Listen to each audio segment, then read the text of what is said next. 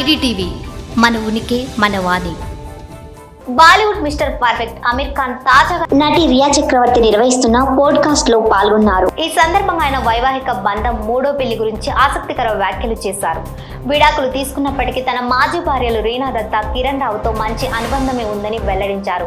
వారు ఇప్పటికీ తన కుటుంబంలో భాగమేనని తెలిపారు. అలాగే వివాహ జీవితంలో 2 సార్లు ఫెయిల్ అయిన తన నుంచి వైవాహిక సూచనలు తీసుకోకపోవడం మంచిదన్నారు. తనకు ఒంటరిగా జీవించడం ఇష్టం ఉండదని చెప్పిన అమీర్ తనకు ఒక భాగస్వామి ఉండాలని కోరుకుంటున్నానని చెప్పారు. ఇక జీవితంలో ఎప్పుడు ఏం జరుగుతుందో చెప్పడం కష్టం కనుక వివాహ బంధం సక్సెస్ అవుతుందా లేదని చెప్పలేమని అన్నారు.